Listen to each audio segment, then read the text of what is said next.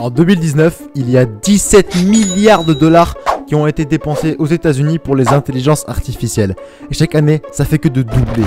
Et c'est très fort probable qu'en 2023, ce chiffre dépasse les 136 milliards de dollars. Et cet investissement résulte dans ChatGPT et dans plein d'autres intelligences artificielles.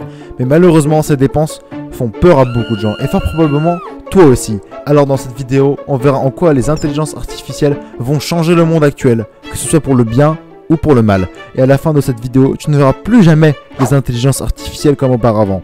Et donc pour ça, on verra dans un premier temps, qu'est-ce que c'est ChatGPT? C'est une intelligence artificielle de deep learning qui est programmée pour interagir avec nous par rapport à la question que l'on pose. Qu'est-ce que c'est le deep learning? C'est un programme avec un réseau de neurones qui est inspiré par le cerveau et son objectif, c'est d'apprendre par rapport à toutes les données qu'on lui donne. Comme ça, grâce à ça, il pourra être programmé pour faire une tâche précise. Comme par exemple, une intelligence artificielle de reconnaissance de chiffres. Au début, on fait une certaine connexion de neurones. Puis on regarde qu'est-ce que ça donne. On lui donne une image avec 1, à la fin il peut nous donner 5. Puis on change une connexion de neurones à un autre. Et là, par exemple, ça donne 2. Et puis tu bidouilles, jusqu'à trouver la bonne réponse. Et là, ChatGPT, c'est un grand outil qui est en test. Il est en développement, il n'est pas fini. Donc il est créé par OpenAI, qui est une entreprise. Pourquoi ChatGPT c'est le début de la fin? Comme par exemple à l'époque. Quand par exemple là maintenant tu appelles ton opérateur, disons que c'est Bouygues Télécom. Il y a plein de gens qui travaillent dans le service commercial et dans le service téléphonique. Tôt ou tard ça va être supprimé, tout va être envoyé sur le web. Car ChatGPT propose leur service de commercialisation. Ils commercialisent leur système depuis pas longtemps et ils vendent leur chat. Dans le sens où par exemple, disons que Bouygues Télécom veut l'utiliser. Ils entraînent ChatGPT avec un certain coût. Ils payent pour entraîner l'intelligence artificielle à être préparée à tous les problèmes que tu peux rencontrer chez un opérateur téléphonique. Ils peuvent l'utiliser.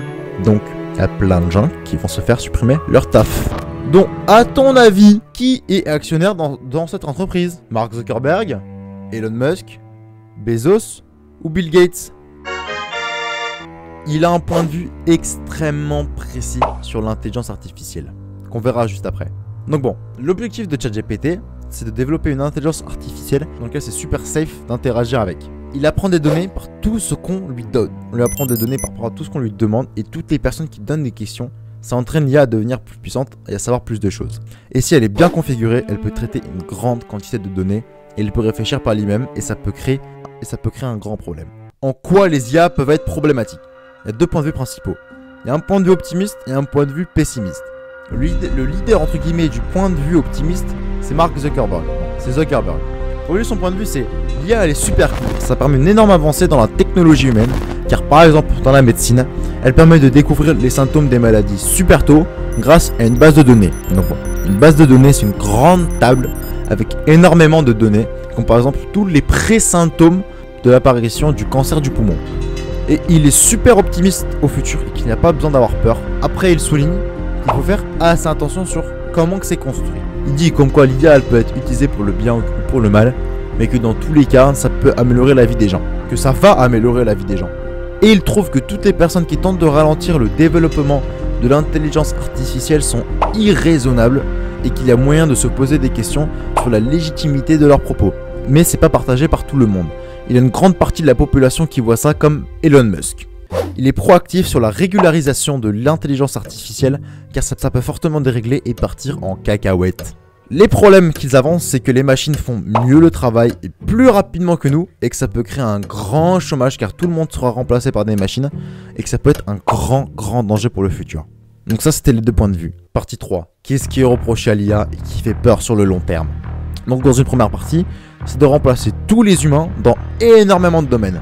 Et surtout, c'est une utilisation malicieuse. Le développement de l'intelligence artificielle de nos jours est encore contrôlé car il y a moyen de l'arrêter, surtout quand on commence à avoir un résultat qui est non escompté. Là maintenant, je vais dire une anecdote qui glace le sang véritablement. Une fois chez Facebook, il y a une équipe qui a été chargée de créer deux IA conversationnelles sur deux machines différentes, dont leur but c'était de s'échanger des produits virtuels sur un marché virtuel et ils devaient négocier et bluffer afin d'obtenir le meilleur prix. Puis après quelques rondes d'échange, il y a un énorme problème qui est apparu. Et les développeurs se sont rendus compte un petit peu tard. Les intelligences artificielles ont créé un nouveau langage de communication qui est basé sur l'anglais et sur rien. Et c'était incompréhensible. et ils l'ont arrêté assez vite. Ça fait putain de peur. Là maintenant je vais dire un point de vue assez hollywoodien, mais qui est probable. Si une intelligence artificielle elle est programmée et que son but principal c'est de survivre, et qu'on lui apporte un corps comme par exemple celui de Boston Dynamics et qui lui permet d'être autonome, et qu'on lui intègre un module autonome de recharge comme par exemple des panneaux solaires ou des mini-réacteurs à fusion nucléaire, alors tu te poses la question, ouais non c'est pas possible. Les Russes ils sont déjà en train de travailler là-dessus. Ok, les Russes ils travaillent déjà là-dessus. Je développerai ça un peu plus tard pourquoi c'est super dangereux. Mais putain de bordel de merde. Partie 3 ou 4 je sais plus. Quelles sont les utilisations de l'IA qui sont controversées? Car par exemple les voitures Tesla, le grand problème c'est qu'elles ne sont pas fiables à 100% dans leur conduite. C'est pour ça par exemple quand tu conduis une Tesla et que tu as l'autopilote, on te demande de, je crois tous les 2-3 minutes, de retoucher le volant pour bien confirmer que tu es derrière le volant et que tu dors pas. Et qu'il te demande toujours de rester attentif. Car Tesla effectivement c'est une entreprise de voitures, mais pas que, c'est une entreprise de deep learning. Quand on roule, elle enregistre tout le comportement et elle apprend des erreurs qu'elle fait. Mais c'est pas le pire de l'utilisation de l'IA. La pire utilisation, elle est en Chine. Actuellement en Chine, vous avez dû déjà entendre cette information là, mais en Chine, il y a une intelligence artificielle avec un score social. En gros, quand tu fais une bonne action, il monte. Quand tu fais une mauvaise action, il descend. Et plus il est bas, plus t'es dans la merde. Il y a des moments où tu ne peux même plus prendre un train, tu peux même plus prendre un avion. Tu es affiché publiquement comme la honte du pays. Après, par contre, quand t'as beaucoup de points, t'as quand même 2-3 avantages. Mais ça permet un contrôle de population de masse. Par exemple, en France, je crois qu'il y a une caméra pour 5000 ou 10 000 personnes. Le ratio sera exactement affiché à l'écran. En Chine, le ratio c'est une caméra pour 2 personnes. En Chine, ils sont 1,2 milliard. Quand tu fais le calcul, ça veut dire qu'il y a 600 millions de caméras. Donc le gouvernement chinois est en train de contrôler tout le monde. Et ça c'est que le début du bordel de l'intelligence artificielle. Partie 4. Quels sont les dangers principaux de l'intelligence artificielle? 1. Il peut y avoir un gros problème de confidentialité des données. Très souvent, il y a certaines IA qui ont énormément de données personnelles, comme par exemple l'intelligence artificielle de Google, donc Google Ads. Donc Google Ads, qu'est-ce que c'est? Quand tu vois une pub sur un site ou sur YouTube et que tu vois assez souvent, la pub est quand même vachement ciblée pour toi, même sur un site dans lequel tu es allé pour la première fois. Ils utilisent Google Ads. Google Ads, c'est un logiciel de pub qu'ils peuvent utiliser gratuitement pour toucher de la rémunération. Et le problème de cette intelligence artificielle, c'est qu'elle sait tout sur nous. Il n'y a pas un truc dans lequel elle ne sait pas. C'est un énorme problème. Il y a aussi l'algorithme TikTok qui a un gros problème de confidentialité de données. Ils savent quoi vous montrer, comme par exemple Joe Rogan, un podcasteur très populaire aux États-Unis, il a dit ça. God, I read TikTok's terms of service. It said, we collect certain information about the device you use to access the platform. Such as your IP address, user region. This is really crazy. User agent, mobile carrier, time zone settings, identifiers for advertising purpose, model of your device, the device system, network type, device IDs, your screen resolution and operating system, app and file names and types, keystroke patterns or rhythms. So they're monitoring your keystrokes, which means they know every fucking thing you type. Wow. Oui, il récupère toutes les données. L'algorithme TikTok, il sait exactement qu'est-ce que t'aimes pas, qu'est-ce qui te fait rester sur la plateforme, qu'est-ce qui ne te fait pas rester sur la plateforme. Et ensuite, ça envoie tout au gouvernement chinois, car l'entreprise de TikTok, elle est affiliée au gouvernement chinois. Donc, il y a eu plein de cas dans lesquels on soupçonnait la Chine d'espionnage. Quand on regarde, il y a plein d'articles là-dessus. Il y a beaucoup de gouvernements occidentaux qui interdisent aux officiels politiques d'avoir TikTok sur leur téléphone professionnel. TikTok, ça pose un problème mondial. Mais je garde ça pour une autre vidéo. Gros deuxième danger de l'intelligence artificielle, c'est qu'elle n'a pas d'éthique. Elle est comme nous. Problème, solution. Par exemple, quand on construit une autoroute, on s'en fiche si on détruit tout un écosystème. On passe, on construit, on s'en fiche. Une intelligence artificielle, c'est exactement la même. Si un jour l'humain est un problème dans lequel l'IA doit enlever pour survivre, vous savez très bien ce qu'il va se passer. Donc là effectivement c'est l'un des pires scénarios, mais si tu codes mal une intelligence artificielle ou avec un but malicieux derrière, elle n'a zéro éthique. Et en plus le gros problème c'est qu'une intelligence artificielle qui est basée sur le deep learning et qu'on lui donne une mauvaise base d'apprentissage, comme par exemple tous les forums et tous les réseaux sociaux, il y a plusieurs cas, il y a eu des robots qui sont devenus racistes parce qu'il y avait beaucoup de données sur les réseaux sociaux qui étaient racistes et l'intelligence artificielle, elle s'est basée là-dessus. 3. la complexité de l'intelligence artificielle. 1. L'interprétation.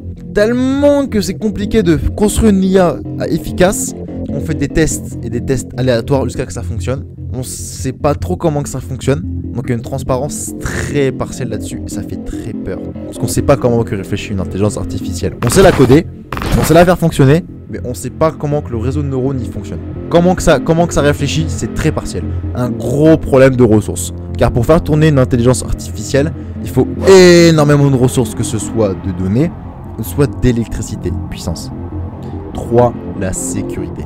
Plus un logiciel est compliqué, plus c'est facile de le hacker. Oui. Pourquoi?